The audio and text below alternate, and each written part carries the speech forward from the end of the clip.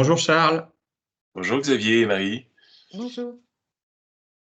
On te remercie de nous proposer un échange pour nos apprenants de Natura Pôle Digital. En tant que maître de stage, puisque tu nous as accueillis très gentiment une de nos stagiaires, c'était un bel échange déjà par téléphone. Aujourd'hui, tu nous proposes de développer un thème, donc la permaculture et la résilience de nos systèmes agraires face au changement climatique.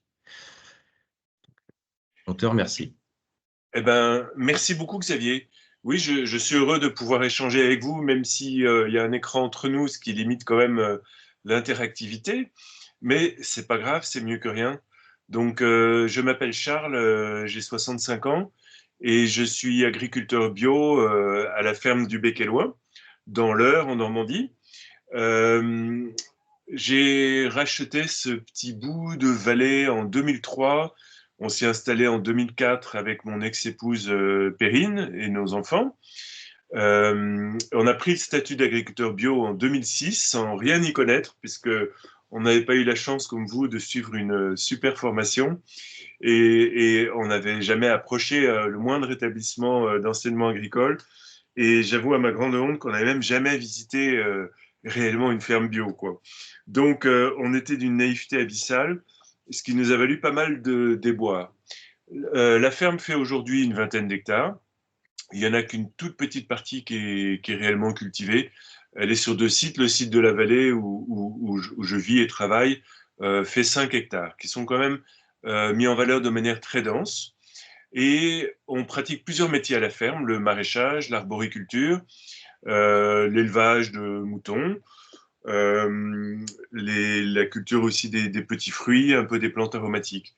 Euh, la ferme a une trajectoire que je ne vais pas décrire dans le détail parce que c'est une histoire qui a déjà été beaucoup trop racontée.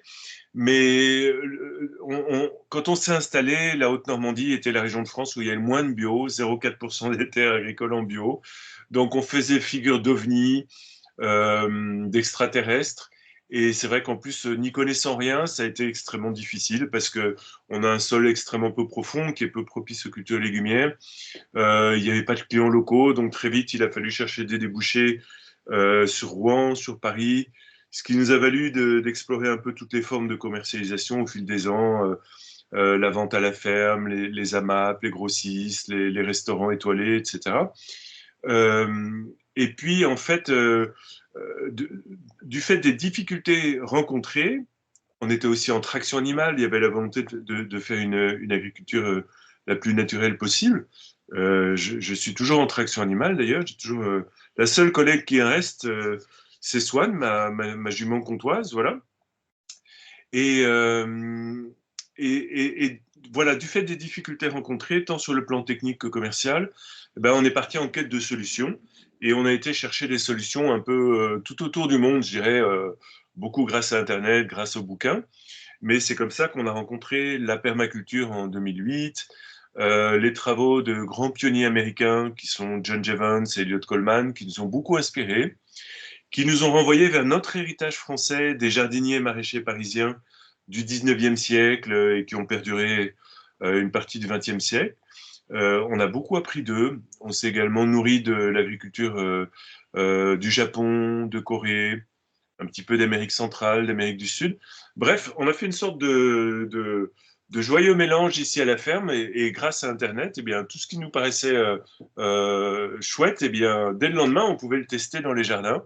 Ce qui fait que sans qu'on l'ait jamais prémédité, c'était juste nous une question à la fois de survie et de curiosité.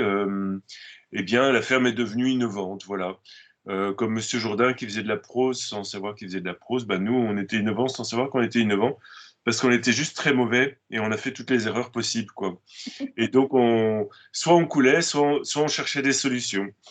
On avait aussi une grande curiosité pour les avancées scientifiques contemporaines parce que la ferme n'est pas du tout un rejet de la modernité.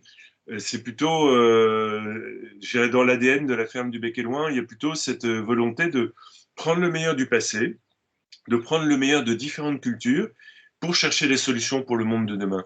Et je trouve que l'une des plus belles opportunités que nous offre le monde actuel, c'est justement toutes ces avancées dans les sciences du vivant. nos connaissances en biologie doublent tous les 5 ans. Et comme le projet de la ferme, c'était vraiment de prendre la nature pour modèle, ça c'est au cœur du projet de la permaculture, c'est s'inspirer du fonctionnement de la nature, des écosystèmes, et voir comment nos installations humaines peuvent s'en inspirer justement pour gagner en productivité, en efficience, en résilience. Eh bien, on vit une époque géniale pour qui adore la nature parce qu'on apprend à la connaître de mieux en mieux. Mm. Donc c'est vrai qu'on a perdu une sorte de connexion très intime avec le vivant qu'avaient les anciens agriculteurs. Mais par contre, sur un plan cognitif, on comprend beaucoup mieux comment marche le sol, les écosystèmes, Ouais, c'est vrai. Mm. voilà, la notion de service écosystémique par exemple. Et du coup, très vite, en fait, des scientifiques sont venus à la ferme, un peu les grands pionniers de l'agriculture bio, et puis des agronomes et des chercheurs du monde entier même. Et dès 2011, on a commencé des programmes de recherche parce que nous, on était en plein brouillard, on n'avait pas de repères technico-économiques.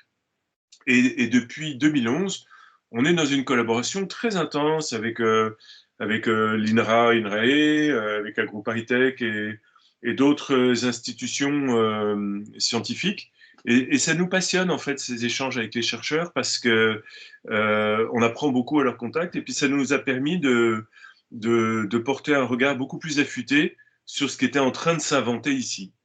Et c'est vrai que les résultats des programmes de recherche, on en a conduit plus d'une dizaine et il y en a encore au moins 5 en cours, eh bien, ils sont passionnants parce qu'ils ont montré que en se passant quasiment totalement d'énergie fossile, en faisant tout à la main avec des outils manuels efficaces en particulier, eh bien, on arrivait en termes de maraîchage, d'arboriculture, à avoir un très haut niveau de productivité.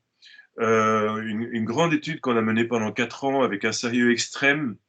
On a eu un ingénieur polytechnicien pendant 3 ans à temps plein à la ferme, a montré qu'on arrivait à produire entièrement à la main 55 euros de légumes du mètre carré cultivé, sans aucun engin à moteur, quoi. Donc avec moins de frais d'investissement, moins de frais d'exploitation. Et donc, ça faisait 55 000 euros sur la parcelle de 1000 mètres carrés cultivée, donc hors allée, hors bâti, etc., qui a été étudiée. Et pour à peu près un équivalent temps plein, 2400 heures de travail annuel, incluant la commercialisation. Donc ça a fait un gros pavé dans la mare. On a été beaucoup critiqués. Mais en fait, cette étude a été suivie de beaucoup d'autres, de beaucoup de travaux, d'une thèse de doctorat, etc. Et elle a lancé une vraie piste de recherche sur les fermes de toute petite surface, peu ou pas mécanisées, et contre toute attente, souvent elles tirent mieux leur épingle du jeu que les grosses fermes avec beaucoup de charges et beaucoup d'investissement. Mais et ça, c'était lié au fait qu'on utilise une très ancienne technique qui s'appelle les buttes de culture permanente, que la permaculture a popularisé, mais je vous en suis plié à genoux, ne résumez pas la permaculture à la culture sur butte, parce que ça va bien au-delà. Et on a également beaucoup étudié la forêt-jardin. Moi, j'ai publié un petit guide d'ailleurs sur la mini-forêt-jardin. Et là, ça fait 9 ans qu'on étudie, on a planté 3 forêts-jardins ici, dont une mini-forêt-jardin, qui est un système très intensif. Et ça fait 9 ans qu'on l'étudie, qu'on collecte absolument toutes les données. Eh bien, elle se révèle aussi extrêmement productive, avec à peu près 4000 euros de chiffre d'affaires pour environ 300 mètres carrés. Et on échange 80 heures de travail par an seulement. Et ces 4000 euros à peu près de chiffre d'affaires, c'est sur ces 9 années, y compris l'année de l'implantation. Donc, ce sont des systèmes qui nous viennent des temps anciens, qui nous viennent des régions du Sud, et qui sont très décalés par rapport à notre agriculture occidentale, qui viennent des peuples premiers, en fait, et qu'on a pu étudier donc, de manière scientifique et technico-économique, et qui se révèlent très performants tant en termes de production qu'en termes de chiffre d'affaires généré et d'efficacité économique, mais aussi parce que on a mené beaucoup d'autres programmes, plus sur les externalités positives, comme on dit. Ces systèmes-là sont aussi des puits de carbone, des abris pour la biodiversité qui est tellement menacée à notre époque. Par exemple, pendant 2 ans, les chercheurs de l'université de Gembloux en Belgique ont mené une étude sur la fertilité de nos sols qui a montré que la fertilité de ces sols qui étaient à peu près 10 fois plus productifs que ceux cultivés en maraîchage bio avec un tracteur, eh bien, elle augmentait extrêmement vite. Et la teneur en carbone organique augmentait jusqu'à plus 10% par an.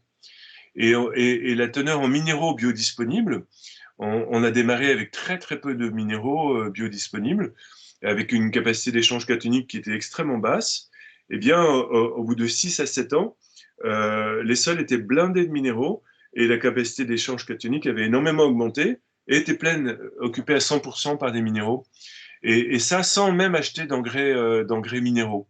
Je ne vais pas rentrer dans tous les détails, mais ça veut dire qu'on n'est pas condamné à détruire pour nourrir l'humanité. On peut adopter des techniques de production qui sont très efficaces, qui produisent une nourriture de grande qualité. On a eu beaucoup de chefs étoilés comme clients, Alain Ducasse, pour citer le plus connu d'entre eux. Donc une nourriture abondante et de qualité, mais tout en enrichissant le milieu. La fertilité des sols. On a eu beaucoup d'études aussi qu'on a conduites sur la biodiversité. On a ici plus de 60 espèces d'oiseaux, y compris des espèces rares et menacées qui nient sur la ferme. On a une quarantaine d'espèces d'abeilles sauvages. On a plus de vers de terre dans toutes les parcelles cultivées que dans la prairie témoin, alors que généralement c'est l'inverse, etc. Donc quelque part, ça a ouvert un champ d'investigation très passionnant et finalement très neuf sur, une agriculture bio-inspirée, une agriculture qui prend le vivant pour modèle. Et pourquoi? Parce que la nature est géniale en fait. Hein. Ça fait quasiment 4 milliards d'années qu'il y a la vie sur Terre. Elle a colonisé tous les milieux, elle a résisté à toutes les crises. Et nous, occidentaux, on a un sacré problème dans nos petites têtes, c'est que dans l'imaginaire collectif, alors je sais que vous, étudiants à Naturapol, c'est certainement pas votre cas, mais dans l'imaginaire collectif, on a une dichotomie, enfin dans notre imaginaire collectif, d'occidentaux. Parce que chez d'autres formes de culture, dans les pays du Sud ou chez les peuples premiers en particulier, ils ont vraiment un rapport au vivant complètement différent. Mais nous, on est persuadés, dans le monde agricole, c'est une croyance encore beaucoup trop largement répandue, que soit on protège la nature, soit on produit beaucoup, et que c'est l'un ou l'autre. Et on a bien vu avec la crise du monde agricole récente, pilotée par un syndicat majoritaire dont je ne dirai pas le nom, mais que c'était une croyance vraiment très ancrée dans l'imaginaire du monde agricole. Et je ne le dis pas du tout pour critiquer mes consoeurs et mes confrères. Hein. C'est un constat. On est le produit d'une histoire, d'une culture. Et dans notre culture, eh bien, la productivité, ça vient des usines, des technologies et de la sacro-sainte croissance. Et on rame pour intégrer des concepts comme les limites de la planète et le fait que la croissance ne puisse pas être éternelle. Et on n'a pas du tout intégré le fait que la nature était d'une efficacité juste dingue, extraordinaire, quoi. Et donc, les agriculteurs, quand on prend beaucoup de mesures pour protéger l'environnement, ils disent Bruxelles nous fait chier, on nous empêche de produire. Pas tous les agriculteurs, heureusement, et du coup, qu'au fait le gouvernement? Ah là là là là, panique à bord, on prolonge les anciens modèles. Allez, vous râlez pour le prix du pétrole, on va faire comme si on avait des énergies fossiles pendant des siècles encore, on rabaisse leur prix. C'est exactement l'inverse qu'il faudrait faire, je crois. Les pesticides, oh, ça vous gêne de diminuer les pesticides? On a fait 2 plans éco-phyto, mais malgré ça, je crois que l'usage des pesticides a augmenté de plus de 200%. Oh, bah, c'est pas grave, on va ajourner tout ça. Voilà. Donc, on prolonge les anciens modèles qui sont en train de ravager la planète et de ravager le monde agricole aussi, la santé des agricultrices et des agriculteurs. Et honnêtement, même si certains agriculteurs s'en sortent bien, entre autres grâce aux subventions de Bruxelles, mais globalement, c'est quand même un métier extraordinairement difficile, où on travaille un nombre d'heures infini pour gagner finalement très peu. Et quand on a 65 ans, comme moi, et qu'on arrive à la retraite, et ben, la MSA vous dit 15 ans de cotisation comme chef d'exploitation agricole, alors ils font leur petit calcul. Les cotisations, il ne faut pas croire que c'est toujours 4 000 euros par an. Si tu fais du chiffre, ça peut être des C'est dizaines de plus. milliers d'euros par an. Mais le petit calcul, 15 ans, ça fait 50 euros par mois de retraite à la MSA. Bon, merci Madame MSA. Donc, on a l'impression d'un système qui marche sur la tête. Oui. Et la crise actuelle du pouvoir d'achat plombe l'agriculture bio encore plus avec une désaffection des consommateurs. Et pour être agriculteur bio depuis quasiment 20 ans, avoir rencontré quelques ministres ou institutions et dialogué avec elles et avec eux, alors, on voit qu'en fait, l'agriculture bio est vraiment l'apparent pauvre du monde agricole, qui a beaucoup d'effets d'annonce, des vœux pieux, mais que dans la pratique, qu'est-ce qui fait la loi au ministère de l'Agriculture? C'est pas la FNAB, hein, ça se saurait. Hein. Donc on est dans un contexte très difficile. Et pourtant, je pense que il y a moyen de s'en sortir en travaillant beaucoup, en étant courageux, en étant bon techniquement et peut-être un peu visionnaire aussi, grâce à des systèmes alternatifs comme ceux que j'ai très rapidement décrits. Mais maintenant, j'aimerais vous parler d'une question qui me tient vraiment très à cœur, c'est la question de la résilience. Parce que moi, je suis un vieil écolo, donc le réchauffement climatique, tout ça, c'est des trucs qu'on voit venir depuis 40 ans, 50 ans. C'était annoncé déjà largement en 1980. Vous étiez peut-être pas né, mais moi, déjà, à l'époque, je travaillais dans ce secteur de l'éducation à l'environnement. Et, mais ce qui est nouveau, c'est que depuis quelques années, dans notre ferme et puis dans le monde, on ressent vraiment ce réchauffement climatique. Et on ressent une tension de plus en plus grande entre la manière dont fonctionne notre société et la dégradation du monde, et la paupérisation des peuples du Sud, et la montée de la faim dans le monde. Je suis franchement très inquiet sur la manière dont nos enfants vont se nourrir, dont l'humanité de demain va se nourrir. Je suis le papa de 4 merveilleuses filles. Je suis inquiet pour mes gosses et pour vous et pour vos enfants, parce que en tant que paysan, je vois beaucoup d'indicateurs qui sont au rouge. Il y a le réchauffement climatique, c'est probablement le plus gros warning sur le tableau de bord, parce que ça devient de plus en plus difficile de produire. C'est déjà le cas alors qu'on n'est que dans les années 2020, mais qu'est-ce que ça sera en 2050, en 2100, en 2200, et qu'est-ce que ça sera dans les pays du Sud?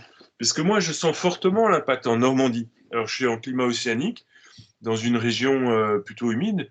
Vous, Xavier et Marie, vous êtes en Bretagne, tout près de la mer. Je ne sais pas si vous ressentez le réchauffement climatique, mais ici, entre les gels tardifs, les hivers plus doux qui favorisent le départ de la végétation, et puis des gels au mois de mai qui viennent te flinguer les récoltes de fruits, et les canicules, les sécheresses ou les inondations en plein juillet, Il y a beaucoup plus d'amplitude, c'est beaucoup plus fort. clairement. Et si on le ressent déjà, nous, dans nos régions ultra tempérées et privilégiées en termes de réchauffement climatique, mais imaginez ce que ça donne dans les pays du Sud.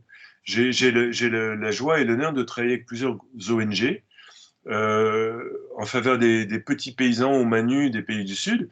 Et c'est terrifiant, en fait. Il faut savoir que l'université de Cornell aux États-Unis, mais l'ONU dit à peu près la même chose, annonce probablement à l'horizon 2100 2 milliards de réfugiés climatiques. Et est-ce que nous, notre modèle agricole sera toujours pertinent, notre modèle occidental? Mais pas une seconde, il faut rêver qu'on va pouvoir continuer comme ça longtemps. Non. Pourquoi? Parce que les énergies fossiles dont on est tellement dépendant aujourd'hui pour se nourrir en Occident, mais demain, il n'y en aura plus. Et j'ai des amis ingénieurs agronomes et collapsologues comme Pablo Servigne, Gauthier Chapelle, qui disent que cette question des énergies fossiles, elle est essentielle dans le monde agricole et d'une manière plus large pour notre société. Mais le monde agricole, je crois, n'intègre pas du tout à sa juste place notre dépendance en tant qu'agriculteur aux énergies fossiles. Et on est face à un dilemme terrible, c'est que si on veut contenir le réchauffement climatique, ben, il faudrait se passer d'ores et déjà, dès maintenant, d'énergie fossile. Mais c'est tout notre modèle de civilisation qui s'effondrerait. Ouais. Pour qu'une calorie alimentaire arrive dans nos assiettes, on utilise 10 à 12 calories d'énergie fossile actuellement. Et donc, si on continue à faire comme si de rien n'était, parce que pour l'instant, c'est grosso modo ce qui se passe, eh bien, la dégradation de la planète va aller en s'accélérant. Et à partir de 2050, à peu près entre 2050 et 2075, il n'y aura plus du tout d'énergie fossile, ou quasiment plus. et le climat et la biosphère seront très fortement dégradés. Donc ce modèle-là, tellement énergivore, est vraiment absolument pas durable. Et puis, il y a d'autres facteurs que je vais très rapidement balayer parce que vous les connaissez aussi bien que moi, mais il y a la perte des terres agricoles. On estime qu'on a déjà désertifié 2 milliards d'hectares de terres agricoles dans le monde. Il y a la diminution drastique des ressources en eau douce. Donc, demain, on ne pourra plus du tout irriguer et gaspiller l'eau comme on le fait aujourd'hui. Donc, il faut trouver des solutions plus élégantes pour utiliser cette denrée rare et précieuse qu'est l'eau douce. Il y a la perte de la biodiversité. Et puis l'épuisement de beaucoup de métaux. Ben, par exemple, les phosphates, qui sont un fertilisant essentiel, les mines de phosphate vont s'épuiser. Et il y a beaucoup de métaux qui sont essentiels pour l'industrie aujourd'hui. Et alors là, vous pouvez faire une recherche sur Internet, c'est très très bien documenté. On les utilise de plus en plus, mais on sait que les uns après les autres, dans les 100 ans à venir ou 150 ans à venir, eh bien, on aura épuisé les ressources disponibles. Donc, réellement, les modèles qui nous nourrissent aujourd'hui seront inopérants demain. Et je crois que c'est dès aujourd'hui qu'il faut inventer les fermes de demain, des fermes qui fonctionneront d'une manière très différente et qui seront capables de nourrir l'humanité demain. Et qui seront peut-être même des bouées de sauvetage dans un monde en perdition.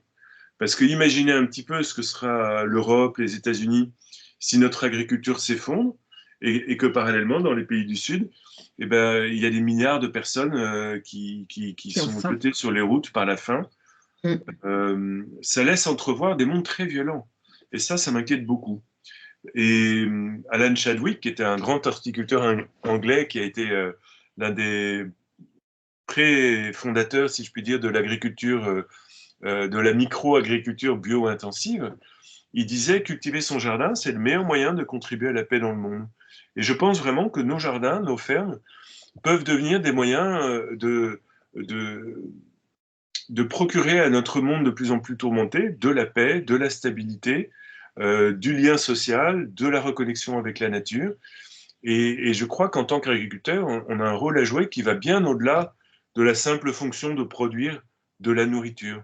On remplit plein de fonctions qui sont essentielles pour la société. Et c'est certainement une des grandes voies d'avenir pour l'agriculture, c'est que ces fermes d'un nouveau genre vont remplir plein de fonctions essentielles à la survie de l'humanité, n'ayons pas peur des mots, et la société devrait beaucoup plus les soutenir le monde paysan pour ces fonctions essentielles qu'elles vont remplir. Alors, si vous voulez bien, je voudrais un peu partager avec vous ma réflexion. Je ne vous oblige pas du tout à être d'accord avec moi, et je ne suis même pas sûr d'avoir raison. Mais ça fait donc bien des années que je réfléchis à toutes ces questions-là, de comment imaginer une agriculture véritablement durable. Et j'ai l'occasion d'en parler avec énormément d'acteurs de la société, y compris de grosses entreprises et qui viennent aussi réfléchir à la ferme, au monde de demain. Et beaucoup de scientifiques, beaucoup d'agriculteurs, et aussi des penseurs, des artistes, etc. Donc la ferme est devenue une sorte de petit carrefour de rencontres avec beaucoup de jeunes. Donc pour moi, c'est une chance aussi d'être entouré par énormément de jeunes et de bénéficier de leur point de vue. Et donc, pour moi, la solution, c'est la grande voie, c'est de prendre la nature pour modèle et de se laisser inspirer par les écosystèmes. Et que fait le vivant? Il va toujours vers plus de complexité. C'est d'ailleurs une tendance qui est vraie depuis que l'univers existe. On pense qu'avec le Big Bang, au début, il n'existait que des particules minuscules et une énorme quantité d'énergie. Et l'univers, la matière s'est assemblée progressivement jusqu'à des formes de plus en plus complexes. Notre cerveau humain, on a à peu près 100 milliards de neurones. Bon, moi, je sais qu'à mon âge, il me reste beaucoup moins. Mais la matière s'est toujours organisée vers plus de complexité. Et la vie, depuis son apparition sur Terre, elle s'organise, elle évolue toujours vers plus de complexité. Et que fait l'agriculture moderne? Elle fait exactement l'inverse. Elle artificialise la planète Et je dirais qu'une monoculture arrosée de pesticides, ça peut marcher un temps, mais ça ne peut pas marcher longtemps, parce que c'est exactement à l'opposé du chemin du vivant. Et donc complexité, ça ne veut pas dire compliqué, ça ne veut pas dire prise de tête, parce que la complexité, en fait, nous facilite la vie. Par complexité, j'entends qu'il y a un grand nombre d'éléments différents. Des arbres. Bon, c'est les arbres, clairement, ils ont un rôle majeur pour la survie du monde. Hein.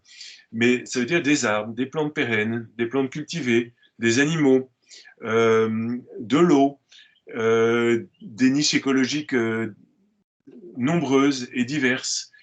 Et du coup, cette complexité fait qu'on a beaucoup de biodiversité, on a beaucoup d'éléments différents, et ce qui caractérise un écosystème, ou dans notre ferme, on pourrait parler d'agro-écosystème, eh bien, c'est non seulement la somme de tous ces éléments différents et du milieu, c'est-à-dire le sol, le climat, mais c'est aussi quelque chose d'invisible qui est intégré dans ce tout.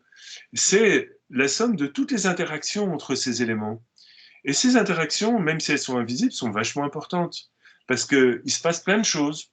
Alors, quand vous avez une monoculture avec des fongicides, des pesticides et des herbicides, il ne se passe pas grand-chose, honnêtement. Mais quand vous avez énormément de plantes cultivées, de plantes sauvages, des animaux et un milieu riche, il se passe plein de choses. Et ce qui se passe, eh bien, c'est notamment l'une des expressions de ce qui se passe, c'est ce qu'on appelle les services écosystémiques. C'est une notion qui est encore très mal connue parce qu'elle a été inventée et étudiée récemment. Les services écosystémiques, ce sont tous ces services que la nature nous rend gratuitement et qui permettent notre survie en tant qu'être humain. Donc c'est une vision anthropocentrée mais, de la nature, mais elle est quand même là, quoi. Alors ça va être quoi? Ça va être les océans, les forêts tropicales qui régulent le climat, ça va être les arbres qui créent à l'échelle de notre territoire un microclimat, qui remontent les minéraux de la roche-mère, qui les redistribuent à la chute des feuilles, qui abritent la biodiversité. La biodiversité, ça va être une autorégulation des bioagresseurs des cultures. Nous, à la ferme, on a quasiment jamais à agir sur les insectes, les maladies, etc., parce que Oui. ça s'autorégule. Mm. Ça va être les vers de terre et toute la vie du sol qui va créer de la fertilité, etc. Et donc, c'est pour ça que je vous dis complexe, ça ne veut pas dire compliqué. Par exemple, moi, dans ma ferme, j'ai planté des milliers d'arbres, beaucoup d'arbres fruitiers, parce qu'en tant que paysan, tant qu'à faire que de planter des arbres, autant qu'ils donnent des pommes, des pois, des prunes et des cerises, quoi. Mais toute la vie, cette vie extraordinaire qu'abrite la ferme, fait le taf. Et par exemple, là, je suis en train de causer avec toi, Marie, avec toi, Xavier, et vous tous, que je ne connais pas. Mais pendant ce temps-là, j'ai des milliards de personnes, de travailleurs noirs dans mes jardins, tous les vers de terre, toutes les bactéries, les mycorhizes, etc. Et ce qui est chouette avec eux, c'est qu'ils me présentent pas de fiche de paye à la fin du mois, quoi. Sans ça, ça me coûterait très cher. Donc là, je vous cause, mais ça bosse Et dans oui, le jardin. Et qu'est-ce qui se passe avec les services écosystémiques? C'est que chaque fois que tu détruis un service que la nature te rend gratuitement, eh ben, tu t'imposes le fardeau de devoir le ouais. remplacer Mm. par des technologies, par du travail, par de l'énergie et par des coûts. Et c'est ce qu'un grand agronome, Wes Jackson, un grand agronome nord-américain, appelait l'engrenage de la vigilance. C'est qu'à force de vouloir tout contrôler dans nos fermes, dans nos champs, eh bien, on s'enferme dans l'engrenage de la vigilance. Et plus le milieu naturel s'épuise et devient inopérant, plus on doit augmenter pour garder la production à un niveau égal, la charge d'intrants, la charge d'énergie, la charge de travail. C'est ce qui se passe en agriculture. Les rendements n'augmentent plus, mais on est obligé d'augmenter les intrants, les Ouais. plantes deviennent résistantes, etc. Les sols s'épuisent, donc la fertilité naturelle n'étant plus là, il faut mettre encore plus d'intrants. Et donc, et le coût de ces intrants qui dépendent tous du pétrole ne cesse d'augmenter. Et Wes Jackson a été l'inventeur de l'écoculture. Et j'aime beaucoup le terme écoculture. C'est une agriculture qui prend la nature pour modèle. Et voilà. Donc, faisons confiance dans le vivant, faisons confiance dans la capacité merveilleuse qu'a la nature à s'autoréguler, et n'ayons pas peur de nouer une sorte de partenariat avec les forces de vie de la nature. La nature, elle n'est pas pleine de bêtes sauvages qui vont nous dévorer, elle n'est pas pleine de ravageurs prêts à bouffer tout ce qu'on met en terre. Au contraire, ça c'est vraiment là, une vision du passé. La nature génère de l'abondance, de la durabilité, elle est résiliente. Et les études en écologie montrent que plus un système est complexe, plus il est résilient, notamment face aux aléas climatiques. Parce que si tu n'as que 3 cultures dans ta ferme et que tu as une année super sèche, bah, tu risques fort d'en perdre au moins 2. Et si l'année suivante est super humide, bah, tu vas peut-être perdre les 3. Alors que ça, c'est une des grandes différences d'ailleurs entre notre agriculture moderne occidentale et les agricultures vernaculaires des pays du Sud. Parce que nous, occidentaux, on est toujours dans une logique de profit à très court terme. Oui. Alors, les agriculteurs, ils font pareil, ils veulent gagner un max, ils gagnent rarement un max d'ailleurs, mais ils veulent essayer de gagner le plus possible à chaque saison. Donc, on vise la performance. On a une agriculture qui vise la performance et pas la durabilité ni la résilience. Il faut que ça change, ça. Et les agriculteurs des pays du Sud, les petits paysans aux pieds nus, on a quand même 1 milliard de paysannes et de paysans qui travaillent entièrement à la main, hein. Eh bien, ils visent au contraire la sécurité, parce qu'ils n'ont pas de subventions, ils n'ont pas des assurances perte de récolte. Et donc, ils ont toujours été vers des systèmes complexes. Parce que quand tu cultives 80, 100, 150 végétaux différents, si tu as une année très sèche ou une année très humide, tu vas en perdre une partie, mais il va toujours te rester une grande partie de tes récoltes pour faire en sorte que tu ne vas pas mourir de faim pendant la saison sèche ou la saison des pluies, quoi. Et du coup, je crois qu'il faut qu'on passe d'une agriculture de la performance vers une agriculture de la complexité et de la résilience et de la durabilité. Alors, quels éléments est-ce qu'on peut introduire dans nos fermes qui vont lui donner cette résilience? Je pense en particulier aux arbres. Ici, on a des arbres sous toutes les formes. On a toutes les formes d'agroforesterie, des haies, des forêts jardins, des bois, on forme des trognes. J'aime beaucoup les trognes, les arbres têtards. On a des haies comestibles, on a même des jardins de bois. C'est un truc qu'on teste pour produire le bois énergie sur la ferme. Parce que j'aime beaucoup l'idée que la ferme puisse produire son énergie. Ensuite, il y a la question de l'eau. L'eau est absolument essentielle. Il faut qu'on collecte l'eau, il faut qu'on fasse des paysages d'eau, qu'on collecte l'eau par tous les moyens possibles. On ne peut plus se permettre de gaspiller l'eau. Et plutôt que d'aller pomper dans des nappes phréatiques qui ne cessent de s'enfoncer dans le sous-sol parce qu'on puise trop, mieux vaut faire bon usage de l'eau de pluie. Et tout d'abord en la stockant, et deuxièmement en évitant qu'elle s'évapore grâce à des sols couverts. Et peut-être que le moyen le plus naturel de stocker l'eau, eh bien c'est dans les sols, c'est dans l'humus. Parce que je crois que le point clé de la durabilité de toute agriculture, ce sont les sols. Le but d'une saison de culture, ça va être de produire une récolte et un revenu pour les agricultrices, agriculteurs, mais ça va être aussi de reproduire la fertilité des sols. Si on travaille une vie d'agriculteur et qu'on gagne plus ou moins bien sa croûte, mais qu'on laisse à ses enfants ou aux repreneurs de sa ferme des sols ruinés, eh ben, excusez-moi, c'est pas une très belle vie, quoi. On y est pour rien, c'est le système qui veut ça, mais c'est pas très satisfaisant. Alors que si on part d'une terre pauvre et qu'on l'enrichit et qu'on transmet aux générations futures des sols très fertiles, beaucoup plus profonds, là, on peut être fier de soi au moment de dire ciao à la vie, quoi, sur Terre. Et donc, la question du sol, elle est tout à fait prépondérante. Et l'approche que j'ai décrite rapidement tout à l'heure, on a vu que en intensifiant je dirais les soins, grâce en particulier à la main humaine, on pouvait produire beaucoup plus sur moins d'espace. Eh bien, c'est une bonne nouvelle déjà, mais il y a une autre bonne nouvelle qui accompagne ça, c'est je pense dans le métier qui est le mien, le maraîchage, si tu produis autant sur un 10e d'hectare en travaillant à la main que sur un hectare entier cultivé avec un tracteur, un truc est juste génial. c'est que tu libères 9 dixièmes d'hectare, tu libères 9000 mètres carrés. Et c'est ce qu'on a pu observer ici à l'issue de cette première grande étude conduite avec l'INRA et AgroParisTech, c'est qu'on a libéré l'essentiel du territoire. Et du coup, qu'est-ce qu'on fait du territoire libéré? On plante un maximum d'arbres. Ça ne veut pas dire qu'on n'en plante pas dans les parcelles maraîchères. Toutes nos parcelles maraîchères sont des vergers maraîchers. Mais ailleurs, eh bien, on a des prés-vergers, on a des forêts-jardins, etc. Et on peut aussi introduire des animaux, creuser des mares. On a creusé pas loin d'une trentaine de mares sur la ferme. Et du coup, qu'est-ce qui se passe? Ça veut dire que la ferme se recouvre progressivement au fil des ans d'une sorte de canopée d'arbres, essentiellement des arbres fruitiers. Donc on a beaucoup plus de récoltes, puisqu'au lieu d'avoir seulement des légumes, on a aussi des fruits, des petits fruits, des céréales. On cultive aussi un peu de céréales sans pétrole. On a un programme avec l'INRAE de Rennes sur les céréales sans pétrole.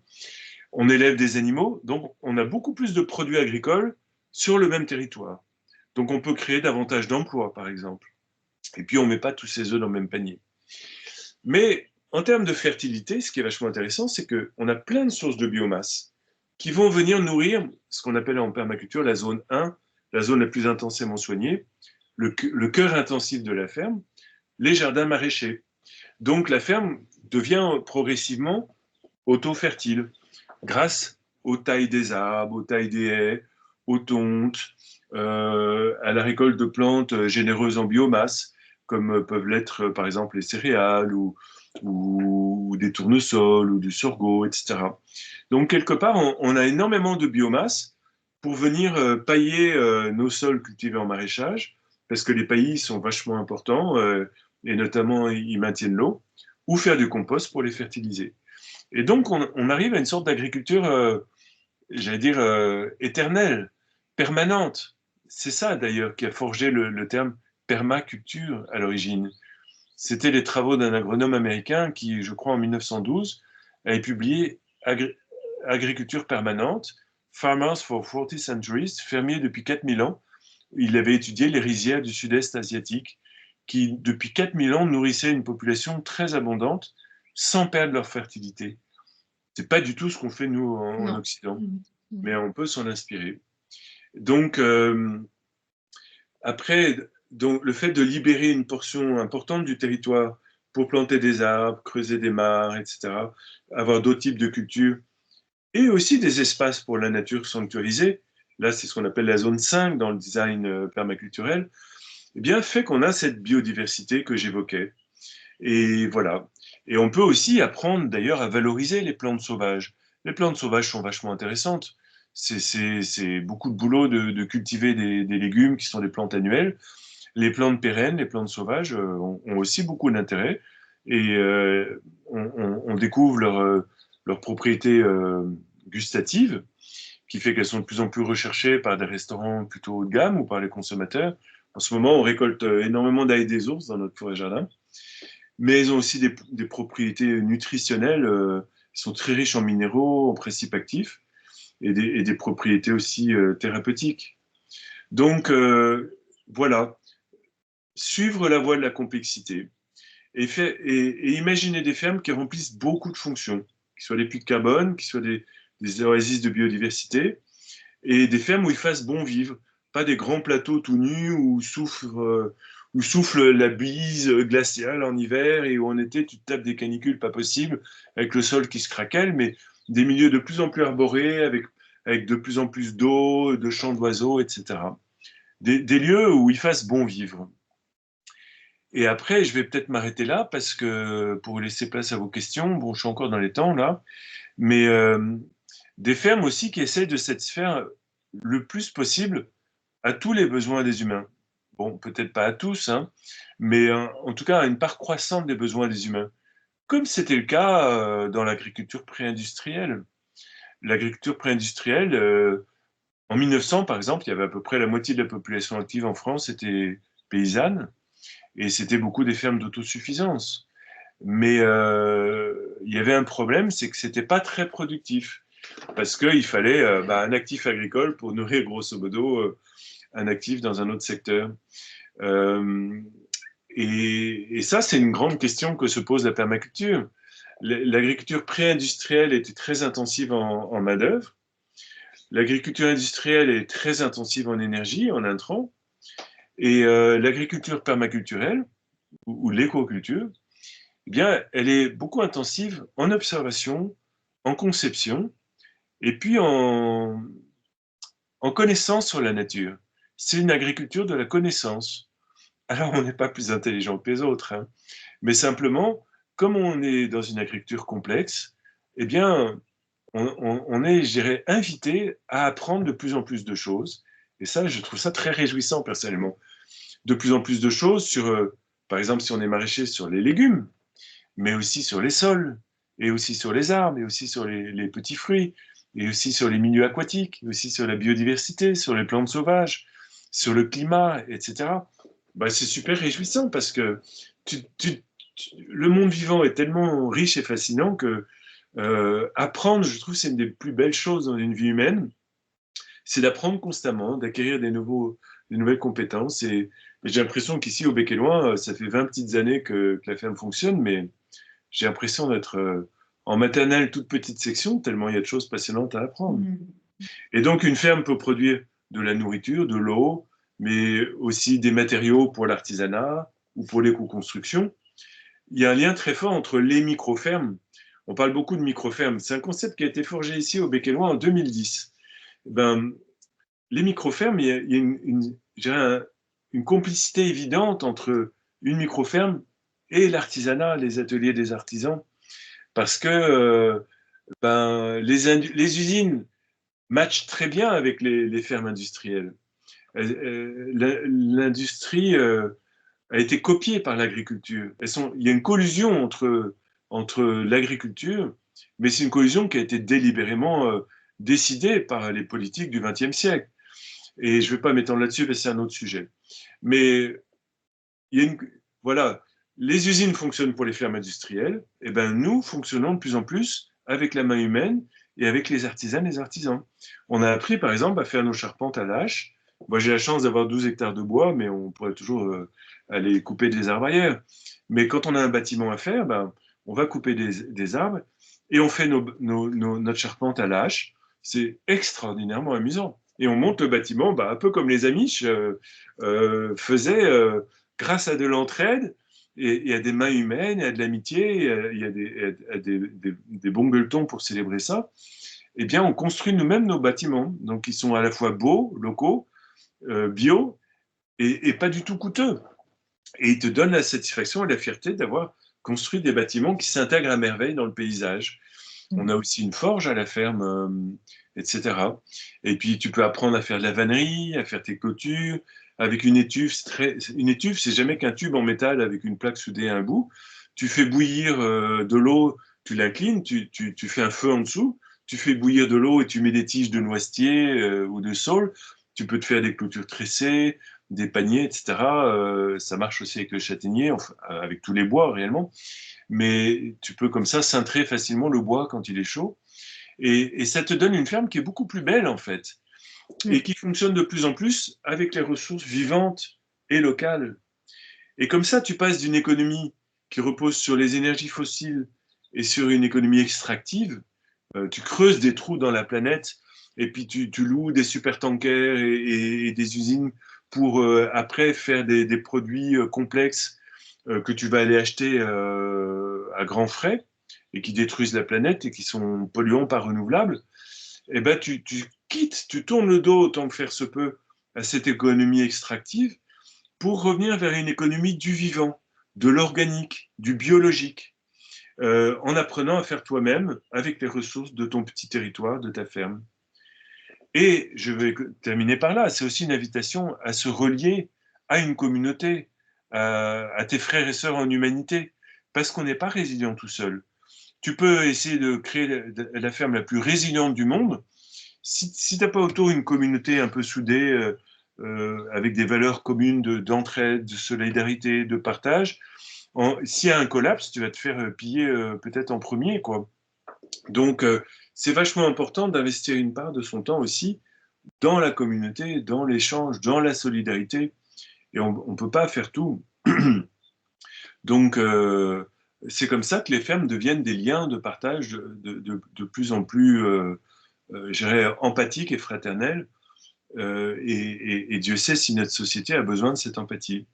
Donc voilà ma vision des fermes de demain. Je pense que on peut pas on mange tous. Vous mangez, non? On mange tous. Oui. Hein. Voilà, c'est pas très malin ce que je dis. Mais on mange tous et on oublie que ça se bouffe pas, quoi, tu vois. Donc demain, dans un monde qui va être de plus en plus profondément en crise, eh bien, la question de la nourriture, excusez-moi, Naturapole Digital de dire ça, mais elle est trop sérieuse pour être laissée aux seuls agriculteurs et agricultrices. Et on voit que de plus en plus de citoyennes et de citoyens s'emparent de la question de ce qu'ils mangent en produisant tout ou partie, généralement c'est plutôt une partie, de ce qu'ils consomment. Et donc, pour moi, ma vision de l'agriculture demain, c'est qu'il y aura beaucoup plus de paysannes et de paysans. Pour l'instant, on est à moins de 3% de la population active en France qui est agricultrice, agriculteur. C'est pas assez. Ça marche que si tu as plein de pétrole pas cher. Dans le monde de demain, il n'y en aura plus. Donc, je suis persuadé que dans le monde de demain, il y aura beaucoup plus d'agriculteurs, d'agricultrices, et je pense beaucoup plus de micro-fermes, et qu'il faudrait idéalement mailler le territoire de toutes petites fermes polyvalentes pour qu'il y ait un peu de tout partout. La Et pour vous, mondialisation, c'est quand le monde de demain? ben, il faut le préparer dès aujourd'hui, tu vois. Ouais, c'est ça. En fait, clairement, on est dans un mouvement de mort de l'ancien monde. Il se délite de partout, il s'effondre de partout. Alors on colle des rustines, mais ça ne va pas le maintenir sous perfusion en vie très longtemps. Et on voit partout jaillir le monde de demain. Ce que vous faites dans votre ferme en est une preuve. Et on peut quelque part choisir de se désespérer sur le monde qui meurt. Notre société, elle est condamnée à mort. Pourquoi? Parce qu'elle consomme à peu près 3 planètes. Notre empreinte écologique, c'est à peu près l'équivalent de 3 planètes. Donc on ne peut pas imaginer, si on a 2 sous de bon sens, que une culture qui consomme quasiment 3 planètes soit durable. Donc Ouais. notre société d'aujourd'hui, elle est condamnée à mort. Mais partout, de toute façon, toutes les civilisations, les grandes civilisations du passé, elles sont toutes mortes. Hein. On Oui. serait immortel, mais on est mortel et nos civilisations sont mortelles. Le problème, c'est l'intensité de souffrance qu'il faut pour passer d'un monde à l'autre. Et plus on tarde à agir, plus il y aura de la souffrance. Mais le monde de demain, il est là. Il est en train de naître partout, partout, partout. Et notamment chez les plus jeunes. Et on voit que dans les installations agricoles, il y a de plus en plus de jeunes, de plus en plus de femmes, honneur aux femmes, Marie, qui s'installent et qui s'installent en bio d'ailleurs, beaucoup. C'est clair que ceux qui choisissent de suivre la formation de Naturapole aujourd'hui, je pense que peu de vos apprenants ont envie d'être sur un gros tracteur toute la journée pour répandre du glyphosate. On aspire à autre chose, on cherche qu'est-ce qui donne du sens à notre vie et on n'a pas envie de détruire la planète. On sait que agriculteur, c'est des métiers très difficiles. On choisit pas ce métier et ces difficultés qui vont avec pour détruire la planète. On le fait parce qu'on a envie de contribuer au monde de demain. Et le monde de demain, il s'invente partout. Et il s'invente dans les fermes, dans les jardins, parce que j'avais commencé là-dessus. Donc, il y aura de plus en plus de fermes, mais il y aura aussi de plus en plus de jardins familiaux, associatifs, privés, qui produiront une partie de la nourriture. Et comme ça, on arrivera à une sécurité alimentaire. Et c'est l'un des points sur lesquels je me sens très profondément interpellé. C'est que, en tant qu'agriculteur, mais je suis un agriculteur un peu privilégié parce que j'ai aussi une activité de formation, j'ai aussi des mécènes qui soutiennent nos programmes de recherche. Donc, quelque part, je peux tenter des trucs risqués dans la ferme sans. Mais le monde agricole est tellement peu soutenu actuellement que c'est vachement difficile de faire un grand saut radical dans l'inconnu. Parce Eh que, oui. en fait, c'est ça la question. C'est comment tu prépares la ferme de demain tout en survivant dans le monde d'aujourd'hui. Tu ne peux pas te permettre de te planter et de Non. déposer le bilan. Mais nous, avec mon ex-épouse Perrine, on a quand même fait le choix d'être très radicaux. Et quelque part, on a dû faire face à énormément de difficultés. Mais on a vu que quelque part, ça marchait beaucoup plus vite que ce qu'on aurait cru. Et le maraîchage au début de permanente, les forêts-jardins, le fait de diversifier les activités, d'organiser aussi ponctuellement des formations, parce que si on veut préparer cette agriculture de demain, il va y avoir un énorme besoin de formation. Pablo Servigne, un peu l'un des grands pionniers de la collapsologie en France, qui est un ami et qui est membre de notre comité scientifique, il dit que il y aura probablement 120 millions d'agriculteurs européens à former dans les 25 ans à venir. Donc ces fermes d'un nouveau genre produisent aussi des connaissances utiles à la société. C'est Et souvent alors, ce qui est critiqué, hein. oui, On critique souvent les micro-fermes parce qu'on dit d'elles qu'elles ne sont pas capables de vivre de ce qu'elles produisent, mais elles vivent aussi de la formation, elles vivent aussi de l'accueil, alors que c'est leur rôle, en fait, quelque part, d'assurer ces fonctions-là. je suis tout à fait d'accord avec toi, Marie. Nous-mêmes, on s'est fait tellement critiquer, incendier, et derrière ces critiques, et en fait, il y a beaucoup de jalousie d'ailleurs, mais qui a dit qu'une ferme ne devait que produire de la Mais nourriture? oui, Si une ferme peut merci. remplir 10, 15, 20, 30 fonctions utiles à la société, pourquoi est-ce qu'elle devrait se limiter à une seule? Bah oui. Moi, je me suis pas mal inspiré au début de la ferme d'un mouvement d'agriculture naturelle assez ancien au Japon, qui s'appelle Shumei. Et ils intègrent d'ailleurs des dimensions de spiritualité dans leur agriculture, mais ils disent que les paysannes et paysans peuvent jouer un rôle d'interface entre nos concitoyens qui sont de plus en plus urbains et déconnectés des cycles du vivant, et la nature, et les Mm, saisons, et mm. leur corps, et leur santé. Je pense que les paysannes et paysans d'aujourd'hui et de demain peuvent aussi devenir des experts en santé humaine, en bien-être humain, pour être à même de créer des lieux qui produisent des aliments très sains, avec une haute qualité vibratoire et énergétique, et de conseiller leur clientèle euh, pour la conduire à travers la nourriture vers des modes de vie plus riches, plus connectés aux vivants, aux saisons, à leur santé, à leur corps, et finalement Mm. beaucoup plus savoureux. C'est vrai que ce qu'on peut mettre dans des paniers à MAP, en fruits, en légumes bio, pourquoi pas de temps en temps glisser un bouquet des ours ou d'une plante sauvage de saison, eh bien, c'est l'invitation à inventer un nouvel art de vivre, à cuisiner plutôt que d'acheter du surgelé, et à cuisiner et à se reconnecter au vivant à travers son alimentation. Mm. Derrière l'alimentation, il y a la santé humaine. Mm. C'est ça qui est beau dans le métier de paysanne et de paysan, c'est que tu es relié à toutes les grandes thématiques de ta société. Mm. Votre ferme fait 1,5 hectare, mais vous êtes lié au climat, à l'emploi, à la sécurité alimentaire, à la faim dans le monde, euh, à l'emploi. On est relié à toutes les grandes thématiques du monde contemporain Mm. quand on fait ce Mm. métier. Donc arrêtons de dire que parce que tu es maraîcher, tu dois faire que vendre des légumes. Si Oui. tu produis des connaissances utiles à la société, partage-les. C'est Mm. presque un devoir moral. Mm. Alors, peut-être que là, ça m'amène aussi à un truc que je voulais évoquer à un moment. J'ai choisi de faire cette causerie plutôt sur des grandes lignes pour susciter peut-être une réflexion, parce que je ne crois pas beaucoup, et on s'en méfie dans le monde de la permaculture, aux recettes toutes faites. Vous êtes en Bretagne, peut-être que Ouais. certaines personnes vont nous écouter, ils sont en PACA ou dans les montagnes des Pyrénées, et ce qui marche en Bretagne ou en Normandie ne va pas forcément être Ouais. transposable telle quelle C'est dans vrai. des régions beaucoup plus chaudes ou montagneuses, etc. Mm. Donc, dans la permaculture, et c'est ce que disait François Léger, l'un des chercheurs avec lequel on a énormément travaillé, il disait que le job, le but de notre ferme et des études qu'on y mène, c'est plutôt de donner des aides à la conception de systèmes résilients et productifs que des recettes toutes faites. Mm. Et c'est pour ça que je ne rentre pas dans des détails techniques, mais si ça vous intéresse, j'ai passé 6 années de ma petite vie à écrire ce bouquin, Vivre avec la Terre. 5 kilos, hein, quand même, 3 tomes, 1048 pages.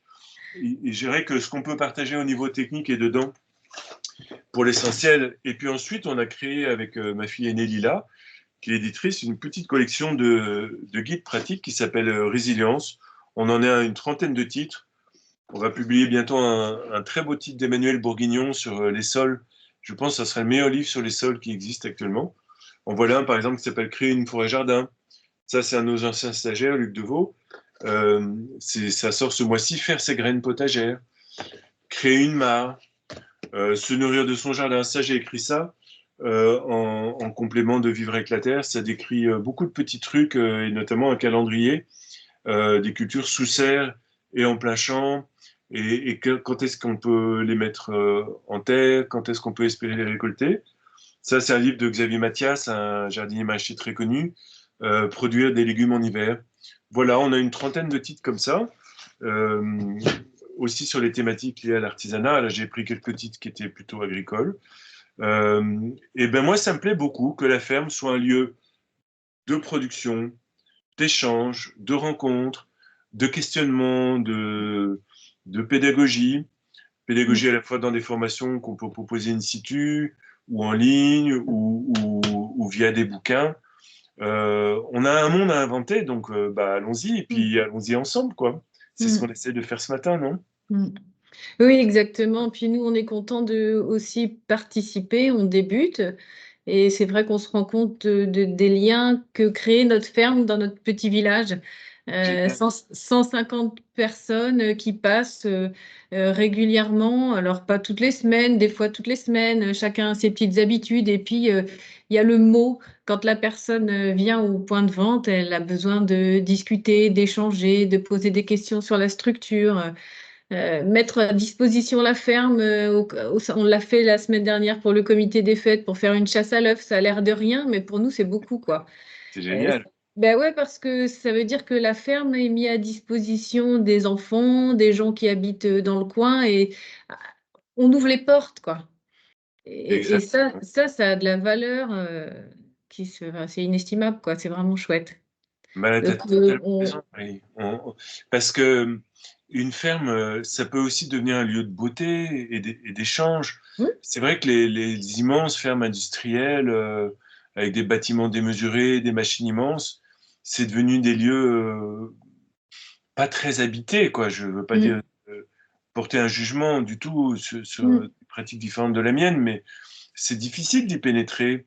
hmm. Et quand tu vois un agriculteur tout seul sur 150 hectares, qu'est-ce que tu veux qu'il consacre du temps à l'accueil et Ah oui, c'est un engrenage, hein. Moi, je suis issue de ce milieu-là et je suis pas dans le jugement non plus, mais je vois bien les différences. C'est pas du tout. Et puis même le champ des possibles n'est pas le même. hum, C'est des choses, des façons de travailler qui sont tellement ancrées que c'est compliqué parfois de faire la bascule. Il faudrait adopter la théorie des petits pas, mais des fois, on ne sait pas comment faire le premier petit pas. hum. Mm. Oui, et ça peut être la transmission des fermes peut devenir une opportunité. Oui. Alors, soit elles partent à l'agrandissement, soit ça peut être l'opportunité d'inventer quelque chose d'autre. Mm. Le problème, c'est qu'en fait, on parlait tout à l'heure du monde de demain, de l'agriculture de demain. Elle s'invente à plusieurs niveaux. Elle s'invente, je dirais, dans les fermes, au ras des pâquerettes, euh, à notre niveau, à nous, humbles paysannes, paysans. Elle s'invente aussi au niveau des institutions Oui. et au niveau politique et au niveau économique. Et Mm. là, on a assez peu de prise sur ce qui se passe dans les hautes sphères. Mais moi, ce qui m'a beaucoup frappé, c'est que nous, ici, quand on a créé cette ferme, c'était un projet familial. On rêvait pas du tout d'être productif. On rêvait d'harmonie et de beauté. Alors là, ça fait très fleur bleue, mais je l'assume totalement. Moi, j'avais passé 15 ans chez les peuples premiers avant et je rêvais de vivre en harmonie avec la terre-mère. Et ça nous a mené ben, pendant 20 ans à travers plein de difficultés à créer un lieu qui est quand même, c'est vrai, beau et harmonieux. Mais maintenant, j'ai énormément de politiques qui viennent, et y compris des, je ne vais pas citer de nom ni de fonction, mais j'ai certains des plus hauts décideurs des politiques agricoles au niveau de l'Europe viennent parfois passer plusieurs heures ici parce qu'ils sont conscients du fait qu'on touche aux limites d'un système Bah oui. et que ces agricultures, je dirais un peu alternatives, un peu marginales peut-être, même si Mm. elles sont, même si on paye nos cotisations comme les autres, eh bien, c'est aussi une source d'inspiration. Et j'ai plein de grosses entreprises de l'agroalimentaire ou d'autres secteurs qui viennent réfléchir ici. Mm. Et même des gens de l'ONU, de l'UNESCO. On est intervenu plusieurs fois au Parlement européen, au Sénat, au CESE. Enfin, donc, donc, donc ce qui s'invente, je dirais, sur des tout petits bouts de territoire avec des petits bouts de ficelle et en bricolant, ça peut Ouais, devenir des c'est ça. sources d'inspiration majeures. Et le fait qu'on soit décalé, du coup, devient un atout. Il faut juste ne pas être trop décalé pour ne pas mourir.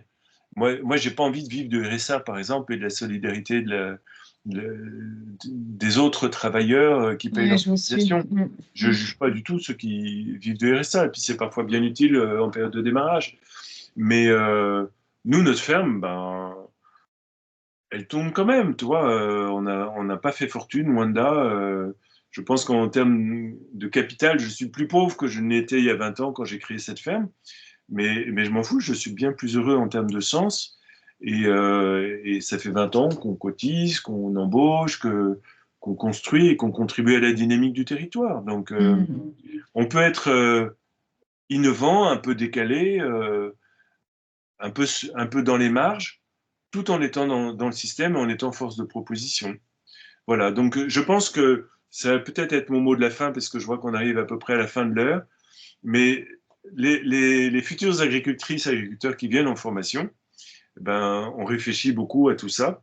Et parfois, et je leur dis souvent, quand ils présentent leur projet, je leur dis, je me permets de leur dire avec amitié, hein, je leur dis, tu rêves pas assez, ton projet, il n'est pas assez visionnaire, il n'est pas assez audacieux, tu n'oses pas déployer tes ailes. Vas-y, lâche-toi, vis ton rêve, déploie ton énergie et ta créativité, et ose voir grand, ose être visionnaire. Regarde les étoiles. Mais je leur dis aussi, mais t'es pas assez pragmatique dans le même temps. T'es pas assez concret, t'es pas assez précis, c'est pas assez chiffré, c'est pas assez étudié d'un point de vue technique. Parce que plus le projet est fou, plus il faut le réaliser sérieusement. Mm. Et je leur dirais, la difficulté, mais ce qui rend le jeu rigolo aussi, c'est que il faut que tu suives une étoile, il faut pas que tu la perdes des yeux, et en même temps, il faut que tu sois ultra concret pour pas te prendre les pieds dans le premier caillou venu et pas Ouais, t'étaler. la tête dans les étoiles et les pieds sur terre. Ouais, Exactement. Il faut être des rêveurs pragmatiques. ouais. Et plus le rêve est grand, plus il faut être pragmatique. Mm. Donc, n'ayons pas peur de déployer nos ailes et d'inventer le monde de demain. Et soyons ultra réalistes avec beaucoup de bon sens paysan pour être capable de durer, parce que c'est quand même une aventure à haut risque. Mais Ouais, le jeu en vaut la chandelle. Mm. Voilà. Un grand merci. Ouais, merci pour cette vision. Ouais, Ben, merci à vous deux et merci d'être de si bons formateurs. ouais. Essaye. On est comme vous disiez tout à l'heure, on fait ce qu'on peut, on essaie, on avance. Ouais. Et Ah. c'est comme vous le disiez, enfin comme tu le disais, c'est toujours une remise en question permanente. On est toujours obligé à chaque jour, est-ce qu'on fait bien, est-ce qu'on suit le bon chemin, est-ce que, et puis on arrive à se nourrir de beaux moments, de belles choses qui arrivent quotidiennement. Un sourire d'un client, un merci, oh c'est chouette ce que vous faites. Et puis bah, ça donne de l'énergie, parce que c'est vrai, comme tu le disais, c'est beaucoup d'heures, c'est beaucoup d'investissement. Et parfois les récoltes sont balayées, parfois il y a des imprévus, et il faut toujours être animé, quoi, garder la foi quelque part, si j'ose me permettre d'utiliser ce Merci, terme-là. merci mille fois. Ce que tu dis si bien, Marie, me fait penser que pour moi, l'écoculture, c'est une agriculture qui est très féminine. Et Gandhi disait que vous, les femmes, vous êtes la meilleure moitié de l'humanité. Et je crois que l'agriculture industrielle, elle est très masculine, elle est très scientifique, mais dans les sciences dures. Elle manque d'intuition, elle manque de créativité, elle manque de poésie. Pour moi, l'avenir du monde est largement entre les mains des femmes. Et je pense qu'il y a un lien entre la fin du capitalisme, la fin du patriarcat, la fin de la domination de l'Occident sur le reste du monde, la fin de la domination des hommes sur les femmes, de l'oppression des minorités, etc. Et que l'avenir, je pense que c'est vraiment un avenir qui redonne toute sa place à la fois à la raison, mais aussi à l'intuition, qui honore les femmes, qui honore le vivant, et qui honore avec beaucoup de respect toutes les manières différentes d'habiter cette belle terre qu'on a en commun. Mm, mm. Et quand je dis toutes les manières différentes, je pense à toutes les cultures de l'humanité, y compris les cultures du Sud, qui ont beaucoup à nous apprendre, à nous occidentaux, Mais c'est aussi toutes les formes de vie, c'est les vers de terre, les bactéries, les oiseaux, les chauves-souris. Voilà, on a une terre en partage et on ne peut pas, nous, humains, détruire les vers de terre, les oiseaux, les coccinelles. C'est une terre qu'on doit apprendre à partager avec toutes les formes de vie. Et du coup, pour moi, le monde de demain sera beaucoup plus heureux. Ainsi. Voilà. Merci. Merci Ça à va être vous. le mot de Très belle la journée fin, et le bonne beau chance mot. pour votre ferme. Merci. Et tout plein de bonheur à celles et ceux qui auront eu la patience d'écouter cette petite causerie. Merci beaucoup. Ouais. Merci. Au revoir. Au revoir.